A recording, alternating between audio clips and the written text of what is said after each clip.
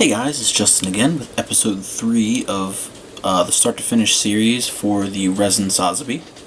It's been a little while since I've done this. It's kind of been sitting on the back burner for a little bit, but we're ready to get started with it again. Just found a little bit of free time and started working on it again. So this episode we're going to go over pinning as well as I guess the first layer of primer and heavy cleanup. So in my last video I mentioned using super glue to test assemble your kit. I'm gonna say that if you're gonna use a super glue, maybe use like a dot of super glue gel. I'm not gonna recommend you use like the liquid super glue, as it's a little thinner and it has a tendency to go places you don't want it to go, and it's really easy to get it in a place where you don't want it, and then something you don't want to break will break. There's a lot of thin pieces on here. I've actually kind of not broken, but messed up a couple of smaller pieces, and I'll show those off later and show you how I'm gonna fix them and things like that, just in case this does happen to you. But for now, we're gonna go into pinning. So before I start with this, I'm just going to say that this is not the way to pin. This is just the way I do pinning. It works out pretty well for me, but be sure to go check out like Matt Morozek, Dave over at the Gumplemeister. There's a couple other pages that have resin tutorials, and they do really good work. And I think Matt pretty much works exclusively with resin unless he's building Sazabi Verkaz. But he's got a really good channel and he has a lot of neat tutorials for resin.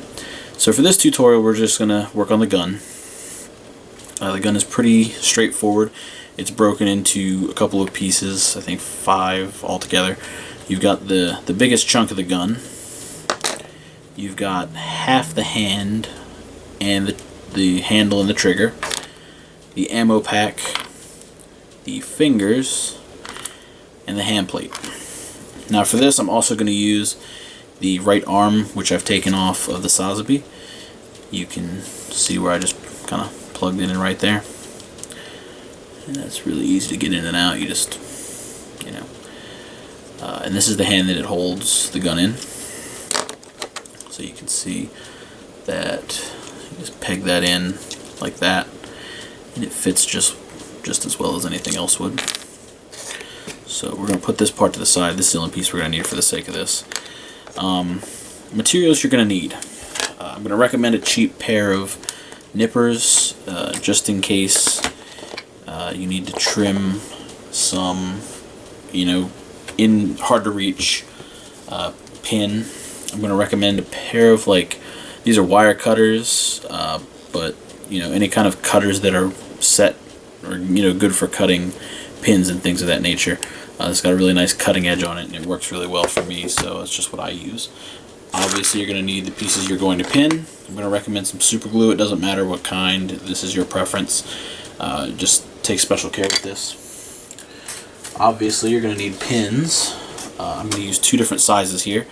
One is, the larger one is 1/16, and the smaller one, I don't know what the actual measurement is. The measurements themselves don't matter. It's just use whatever you think is appropriate. The larger one is just going to be for bigger pieces that need more reinforcement. The smaller one is going to be for smaller things naturally. So there's that. You're going to need a pin vise or a drill or something. I use the pin vise. I got this off Amazon. It's like a little set, and it comes with a ton of little bits and all that stuff. And last but not least, you can use blue tack. I'm not going to use it, but I think it was Gumplemeister or Dave who did the tutorial on resin pinning using blue tack. If I can find the video, I'll link it down below. If not, you can just go to his channel. I'll link his channel down below. But okay, so the first thing you're going to want to do obviously is cut your pieces out, clean them, do all that good stuff. Make sure everything fits together the way that it's supposed to, and then decide what needs to be pinned. Now, this is one of those things that kind of comes with experience. The more you work with resin, the more you'll just kind of be able to look at a piece and go, okay, I'm going to have to pin this, I'm going to have to pin this. This will be okay on its own. For this, I'm going to very strongly recommend just pinning the wrist and the top of this, and then if you so choose you can pin this. Just for the sake of the demonstration, we're also going to pin this, but you don't really have to. So we're going to start with the smaller pin.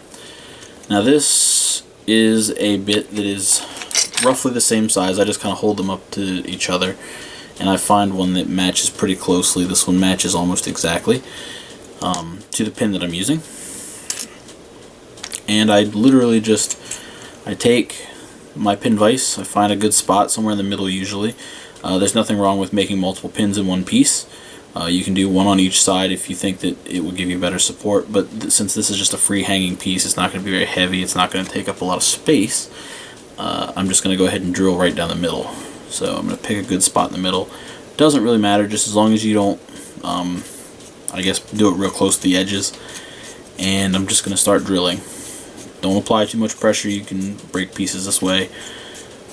Just, nice and slow, take your time, and then, gradually add pressure as you get deeper into the piece so that you can keep cutting into it. You might have to take the drill bit out every once in a while and make sure all the resin stuff and residue or whatever is off the end, because that can cause it to clog up and stop drilling into the piece.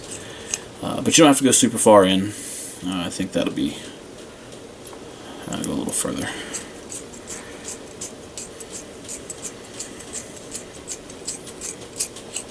Okay. So, now we've got our first pinhole made. And this is, I don't want to call it a pilot hole because we're not going to be making this any bigger. But the next thing we're going to do is cut a small section of this off and make our actual pin. So we don't need very much. Just a really, really small segment. Another fine tip is to just cut more than you know you'll need. So we're going to cut it like that.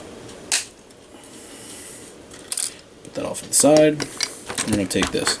Now another good thing with the cutters is you can use the cutters to push the pin into the piece without hurting your fingers or damaging your fingers, because when you cut it, chances are it's going to be a little sharp. So just kind of use that to wedge that in there and make sure it's in good and tight. And if you get it where you like it, you can also make it kind of crooked if you're not careful, like I have done here. I think that is good enough. You just kind of straighten it out and you'll get that. But anyway, it's a little too long, so I'm going to cut some of this off.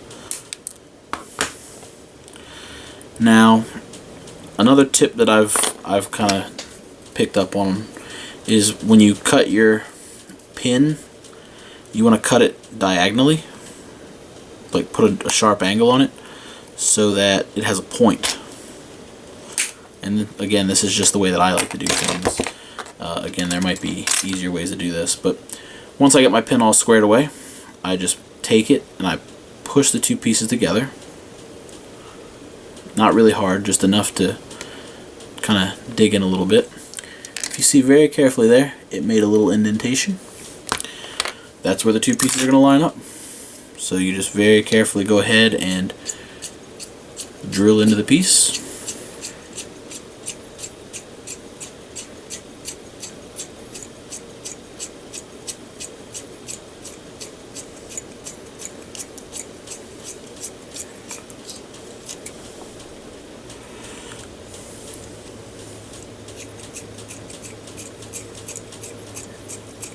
Be very careful not to go too far. I've done this 2 or 3 times last night. Went through the bottoms of pieces and the backs of pieces.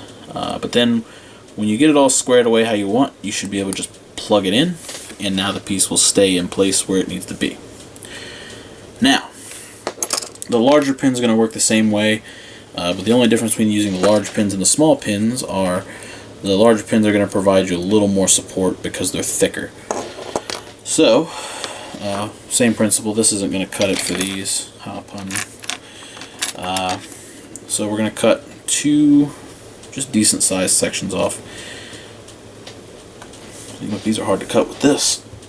There's 1.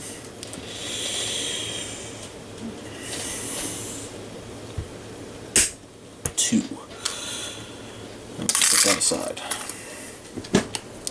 Okay, so I guess for this one we will go ahead and we're going to start with, I guess, the wrist. So we're going to need a larger pin. Fortunately, this is all broken up into nice, easy to use and kind of see what you're looking at containers. I think this will be appropriate for these.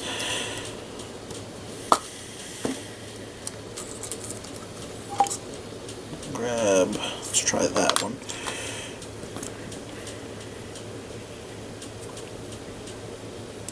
And it doesn't matter if it's a little bit bigger, a little bit smaller. You can always wedge it in or glue it in place so that it'll stay. So that will work for that. Just change your bit out. Be sure to not lose any of them. It's the worst thing you could do. I hate that they always put the largest and the smallest together, and the 2 medium sizes are in the middle.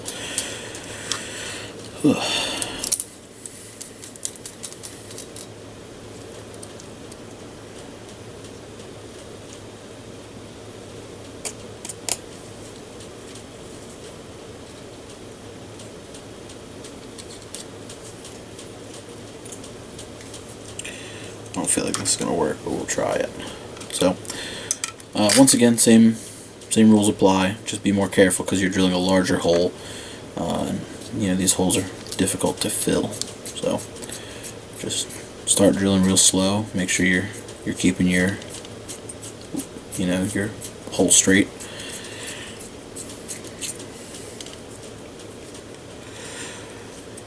And once you start getting in here, I actually might use a small pin for the top of the gun because I think this might be a little too big. Even though it would provide better stability, or at least use a smaller bit to start a pilot hole first.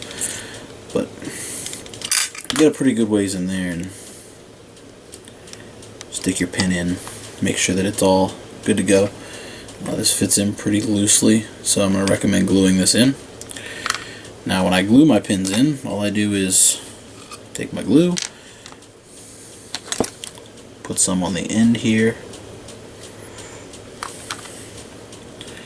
roll it around and make sure that it gets all over the end of the piece, and then just obviously you're going to put it in there and give it a second. Now if you got baking soda, you can dip it in the baking soda.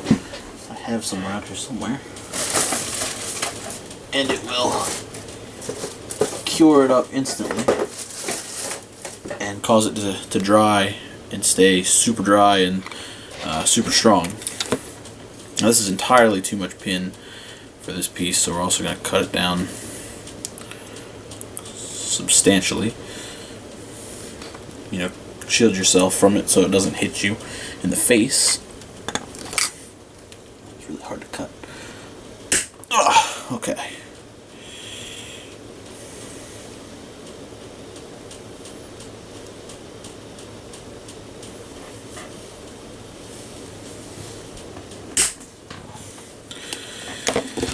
So now that we've got that where we want it, you want to insert the other piece into the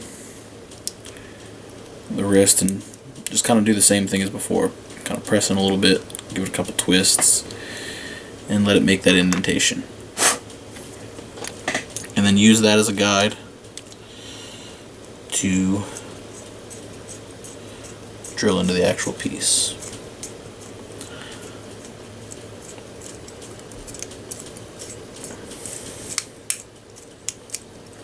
I think this piece is actually 2 pieces, which may be problematic, but not really.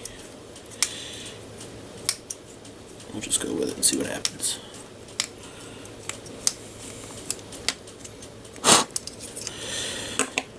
Now the only problem here that I've just kind of encountered is that I've glued a pin into the wrist, and the wrist is interchangeable. So I've got a really strong bond here on the wrist, which is fine.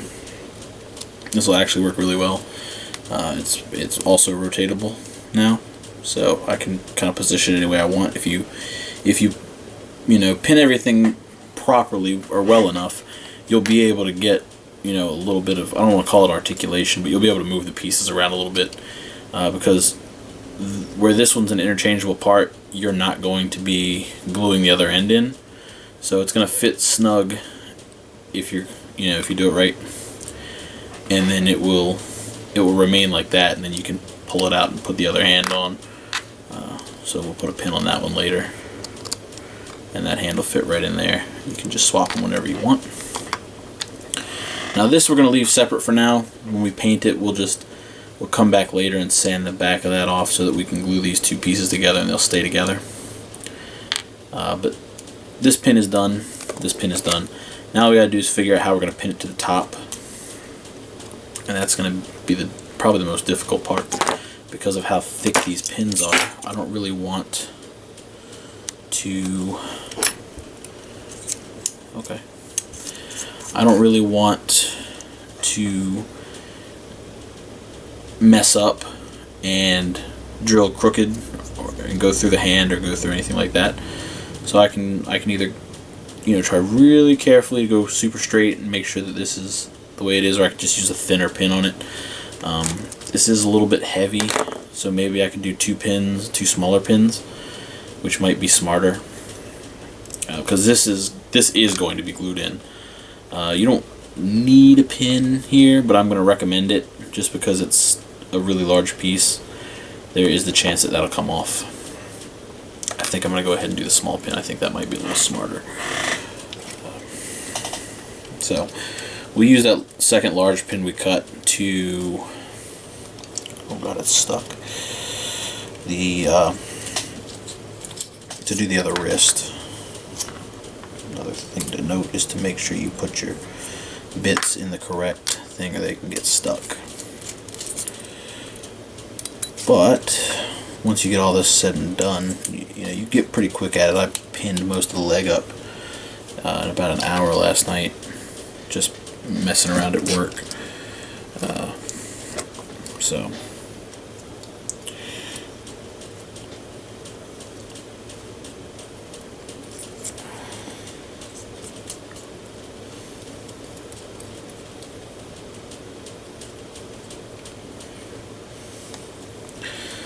now, before I'm not going to go ahead and go into this, I'll show you the gun when I'm all finished. But some of your assemblies, you're going to want to actually pin, you're going to want to drill all the way through instead of making multiple pins, because for the sake of convenience, it will, just make your life a little bit easier. And it's hard to just explain what I mean when I say all that, but if I show you, it will probably do a little better.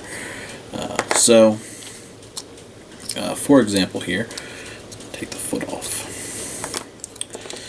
The way the foot attaches, you can see where one of my screw-ups, we'll fix that later. The ankle plugs into the foot, which plugs into the base. And what I've done is I've drilled a hole all the way through this. So basically what I did is I used that method that I just showed you to connect this to this. And once I got this connected, I went ahead, or no, I got that backwards. I used that method to connect these two pieces together. So what I did was I went ahead and I found the high point on this, the thickest point was this, and I just drilled in a little bit, and I made sure that it was okay. And then I kind of saw where it connected because it's kind of riveted, so I just drilled straight through the middle of this, and then I used that hole to dig through the bottom of this and make a pilot hole, and I dug into that. Then I used that method to find the pinhole on the other side, and I drilled up into that, and then when I pushed all the pieces together, it popped out of the bottom, but I went back and I drilled farther into this, and it fixed that problem. I just have to go back here with some putty. But this makes it so I don't have to pin like here, like the front side to this, and then pin the back side to the ankle. I can just pin the whole thing together as one piece, and it saves me a little bit of material, I guess. And then the ankle pegs into the rest of this. These thrusters are pegged in. This knee part's pegged in. This is pegged in. This has got a pin. That's got a pin that runs all the way through those pieces. And then that plugs into the knee. The thigh armor is pegged with one. And then once I get the rest of the legs and stuff finished, you know, he'll stand freely and it'll look really, really nice. But you can see he's starting to kind of, well, he's been together, but he's starting to come together in a more stable sense of the word, I guess. Now, one of the things I was talking about earlier about not using the super glue is you can see the leg armor here, the outside of the leg armor. The glue actually seeped out onto the crack, and when I took it apart, I broke the resin off of here and it stuck to the peg. So what I'm going to have to do is shave that down, get some putty, and smooth all that out so that it fits nice and well, which again shouldn't be too difficult, but nevertheless it's a little annoying. So I can figure that out. I might magnetize this just for the sake of convenience. I think it'd be a little easier to have it hooked together with magnets, but the only problem with that is this seam line here is pretty gross on both sides. So I'll figure something out for that, maybe. I don't know. I might just let it go. I mean, it's not the worst, but it's really not the best. It's quite uneven on this piece. So, again, I'll revisit it and see what I can figure out, what I want to do with it. But right now, that is what it is. So, I'm going to go ahead and pin all of this together. We'll come back and we will look at what it looks like standing pinned together, and I can discuss where I put pins and where I didn't put pins. I'm going to pin most of the pieces together, I'll say that already, but like smaller pieces like these little vents here, I probably won't pin the shoulder, I probably won't pin this outer piece to the thrusters, stuff like that. But like the main, like the arm will be pegged into the chest, this will be pegged into the arm will be pegged to the elbow, things like that. The main things you want to get are the joints. That way you have nice stable connections where it matters. You know, head and neck, chest and waist, stomach, ankles, elbows, knees, wrists, shoulders, hips, all that. You know, those are the big ones. And then anything that connects to a weapon or an accessory, pin it. You'll be kicking yourself if you don't. So I'll be back when I get all that done, and we can talk about what to do next. Alright, I'm back. I've pinned most of this together. I haven't done the whole thing like I said I was going to. But everything that you see here is pinned together, and everything is mostly prepped and ready for primer. Another thing I wanted to show off is how ridiculous this particular resin kit is. This is a super deformed style kit, so it's the equivalent of like these $6 Bandai kits you can buy, but it has a full inner skeleton, and it's fully detailed and all that stuff. So this guy was a little expensive, but it was definitely worth the price considering all the detail you're gonna get when you're finished. Plus all these parts are pretty nicely color separated. I'm going to have to mask a few pieces, especially on the frame. But for the most part, everything is separated really nicely, so you can bring out a bunch of different tones and stuff in your metallics. And then, all the panel separation on the actual armor looks really good. So this guy is going to look really good when he's finished.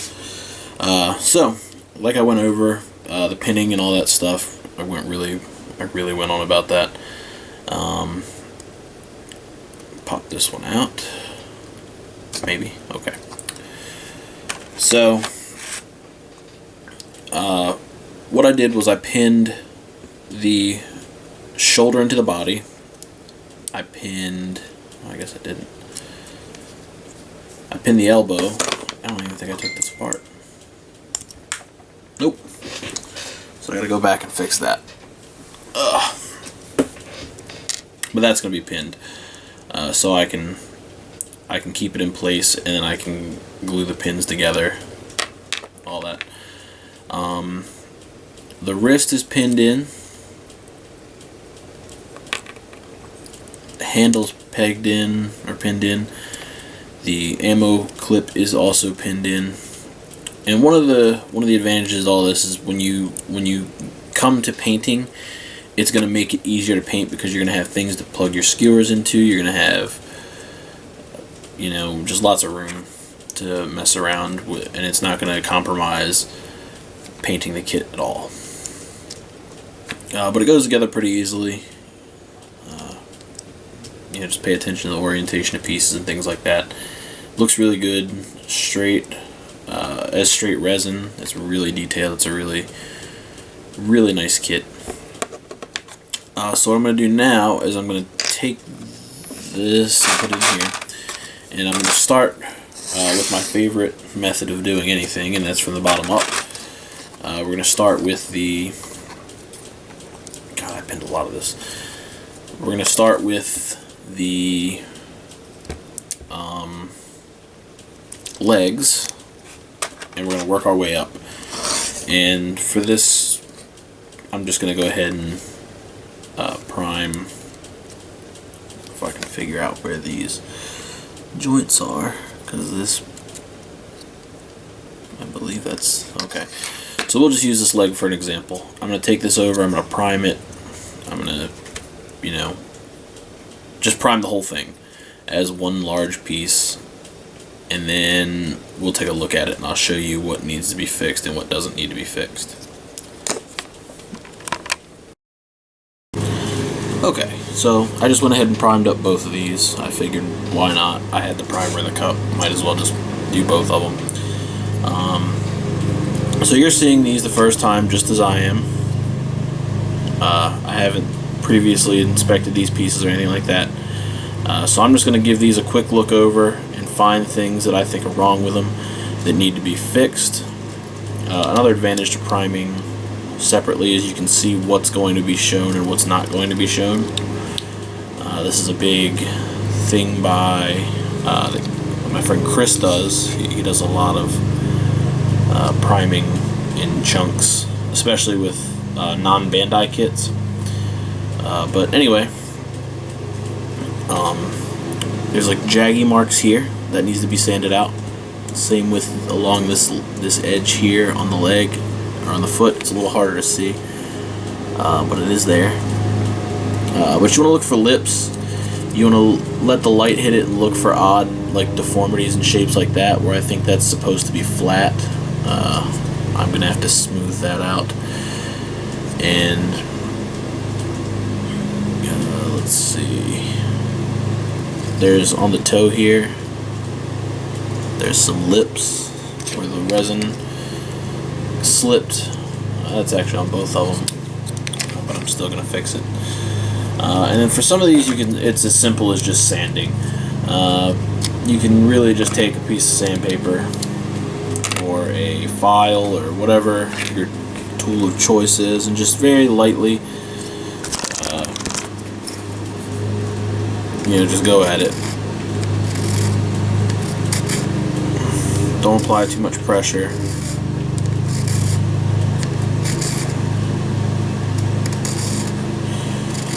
Trying to bump it too far up against the other piece because you don't want to have a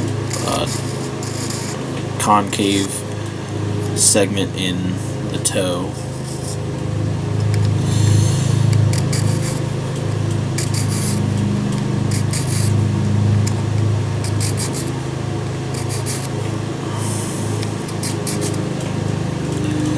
And this was the rounded off piece. We're just going to do the same thing with that. Just take it and just very, very lightly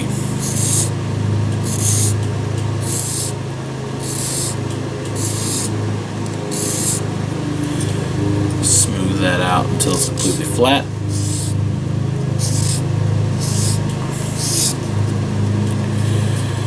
Now another thing you want to look out for is texture. If you've got any pieces that have any texture, fortunately this is actually a really good cast. But it does happen from time to time. You'll get pieces that have like an odd texture to them. It's really like dotty. You'll have to go ahead and sand that smooth using like maybe like a 600 or 800 grit sandpaper. Just smooth that out. When you sand along detail, you want to sand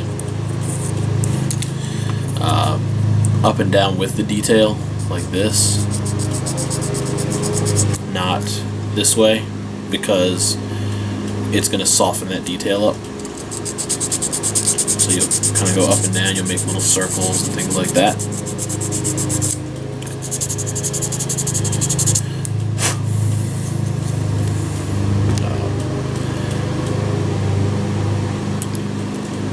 But basically you just want to go over all your pieces. You want to make sure everything is smooth, everything is crisp, there's no jaggy marks, there's no weird lines or anything like that.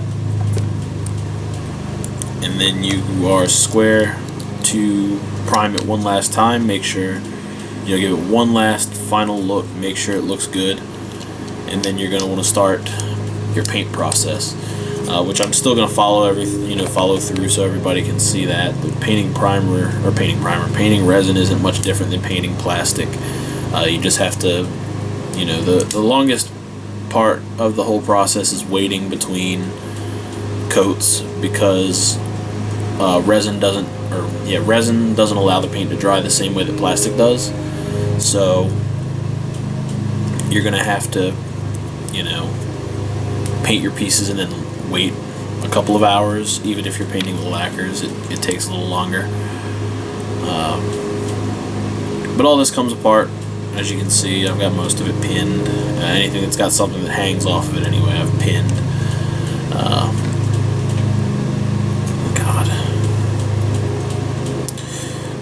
Where that's a longer peg, it's a little harder to figure out where exactly it pegs into the piece.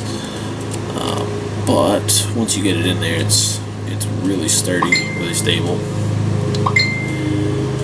So I think that's where I'm going to wrap this video up.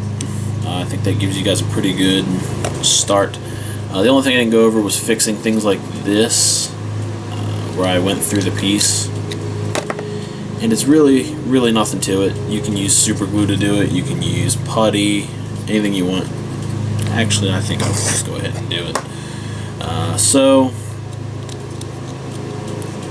this pin went through the bottom of this piece. Not really something I want to happen, not really something I want to show off. So since it's poked through, I've actually done it on a bunch of pieces. I think I did it on one of these as well. If I can find the other piece. There it is.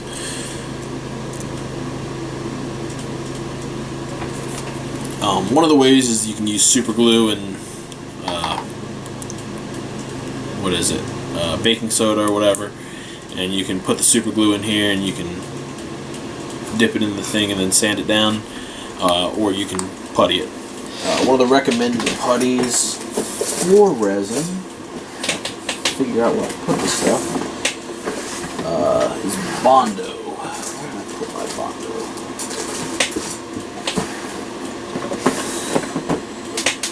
There you are.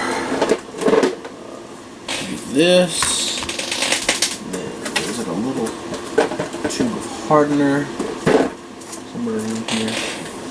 I don't know. But you'll basically squeeze out equal parts, mix them up, and fill a hole with it.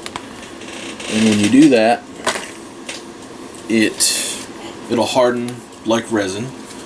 It'll be about the same consistency, and then you can sand out the imperfections. I'm just going to use regular putty. That'll be fine.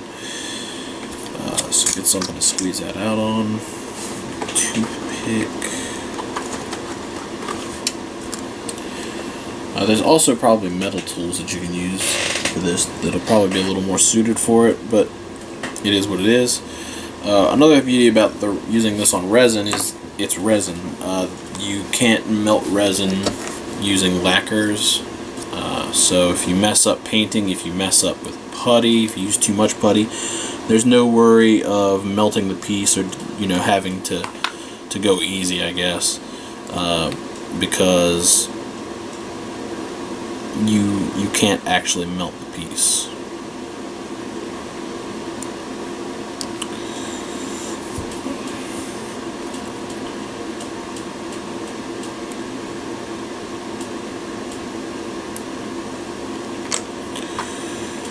So that's that.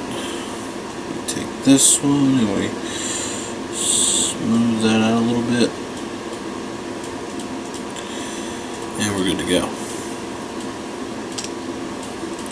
So once these dry, I'll just sand them out, and they will be good as new once you prime them. You might have to prime them multiple times, and this one's actually already beginning to shrink. You can already see the pinhole. So for larger ones, you might want to put something else in it just to get it square and make sure that it's filled, and then put putty over top of it. There's a million different fixes for it. You can use what's it called, Mr. Surfacer, 600 or 500, to fill small gaps like that. Whatever works best for you to fill gaps. You can pretty much use anything on resin because most products like this are lacquer based, so you don't have to worry about it melting your resin. You don't have to worry about messing your pieces up, anything like that. Just as long as you're not dipping it in, like, I guess, acid or fire, things like that. But cements won't work. Super glue will work fine. Putties, again. You can even use like the 2-part polyester putty. That'll work good too. I wish I knew where my hardener was for my Bondo. That's actually bothering me a little bit. But again, any kind of putty that you want to use, green stuff will work as well. So if you have any of that laying around, that will do just fine. And that's pretty much it for this video. So the next one, I'm going to try to get all this stuff cleaned up and squared away. The last thing I didn't touch on was this, and the only reason I didn't touch on this is because I'm not actually going to be fixing this piece. If I wanted to, I could easily sculpt something out of putty, or cut the resin off and super glue it and sand it smooth. But the more I look at these pieces, I can actually smooth these down a little bit, and that's what I'm going to do. Is I'm going to sand the bottom of this down, and you can actually just slide this piece right on. That's the way it's meant to fit. Is you just slide it right on there like that, and it slides on when it's assembled.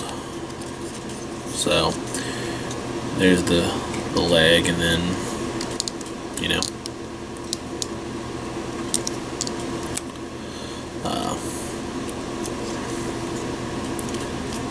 some of the fit around the thrusters and stuff is a little tight, but it is workable.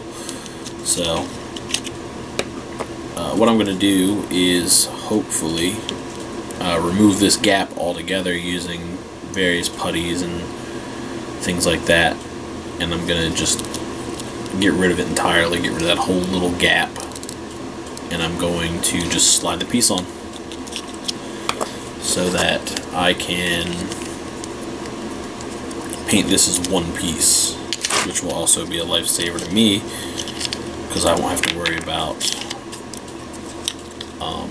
masking around it or anything like that. I can just slide it on and off when I'm done. I just gotta figure out which leg it goes on. I believe it's this one. It looks like it fits here a little better. So that's it for this video. Hopefully you guys enjoyed. Hopefully you learned a little something. Resin is very tricky at times, but once you get the hang of it, it's really easy to work with. It's a really good medium. And you get really nice looking kits out of it. once you learn to work with it. I'm far from being a master of it, but I think I know my way around it pretty well, so I can at least build resin kits. So I'm going to have to fix some of these jaggy marks on some of these parts. But soon we will begin painting the metallics, and I will actually go over painting frames and things like that with this video, because this video is going to have a better frame than the last one that I did. There's more frame detail to play around with on this kit than there was the Proto Zero, so you can look forward to that, and I will kind of go into detail about how I pick what colors I want to use for my frame, things like that. I'm going to try and mix this one up a little bit, and I'm also going to try and go really heavy on color separating this if all goes according to plan. So hopefully you guys can look forward to seeing that in a month or two. I've got a lot going on right now, so I need to bang through commission work and other things, life. But hopefully you guys enjoyed, and I will see you guys very soon. So thank you guys for watching. Later.